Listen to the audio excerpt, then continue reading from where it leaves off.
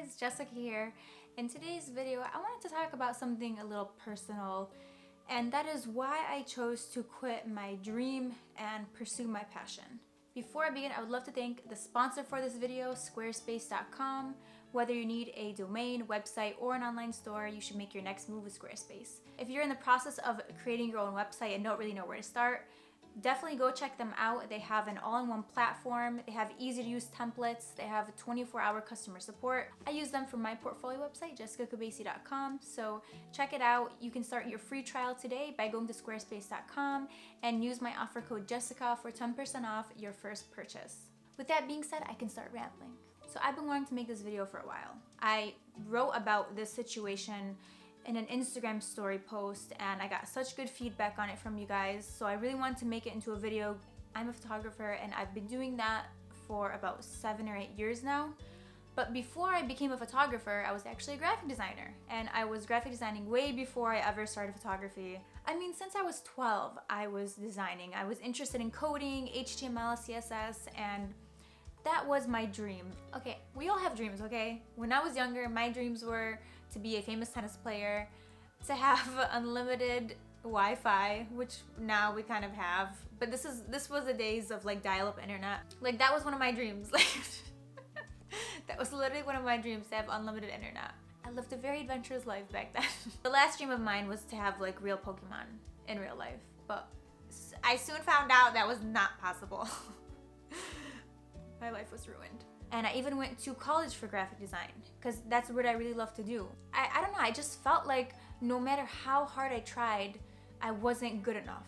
And I was always like, okay, no, I'm gonna keep trying. Like next year I'll get better, the year after that. But I never felt like I was making the progress that other people were making. Like literally other people would open up Photoshop and they'd be better than me. Okay, and I was doing it for like 9 years.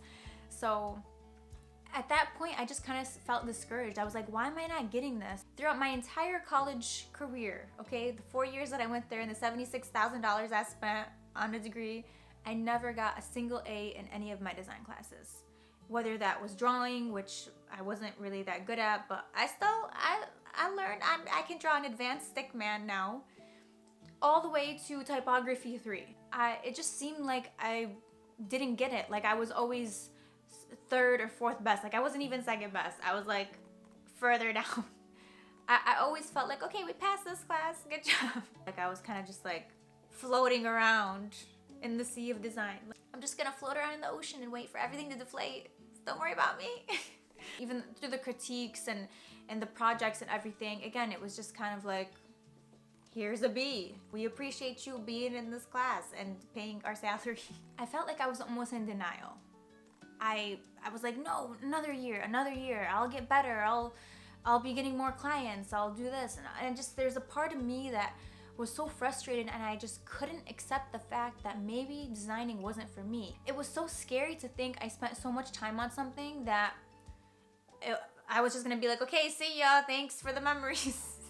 I'm gonna go do something else. There was just always someone like, they started 2 days ago and they were on a freaking billboard and I'm over here like still on my computer on Paint making a banner. You know those people who go into something and they're so good at it and they don't even try? Okay, well that never happened to me. I was like the opposite of that person. I had to try so hard. So I tried to make it work for years and years because I didn't want to give up on my dream. Designing was my dream. And I knew that if I kept trying, I would eventually get it and it would work out and it would be amazing, but that time of my life never came. So while I was still in college, I think it was my junior year, I took up photography on a whim. I mean, I really just liked editing and retouching, to be honest. So I was like, oh, might as well just take the pictures too, you know? I'm gonna spend all the time baking the cake, might as well just add the frosting, right? It's my cake. I'm gonna end up eating it by myself. The second that I started photographing, I became obsessed. Like, I don't think I can really explain it to people.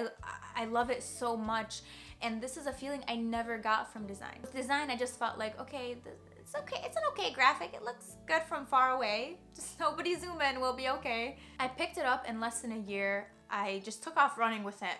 I mean, it's like I robbed the photography bank. I mean, I took everything that they had and I'm like, it's mine now. I've been doing design for 10 years. I spent $76,000 on a college degree in graphic design.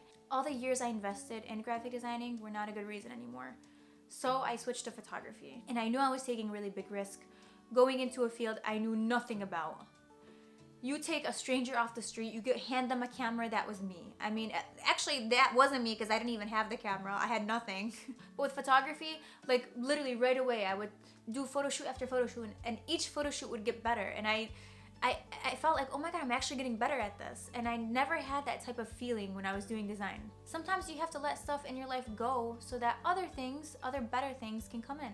It's never too late to start over, and it's not too late to pursue your passion and what you really want to do. I'm at peace knowing that, okay, that was a different part of my life, and I'm in a new chapter of my life now with photography. I feel like this is like a relationship.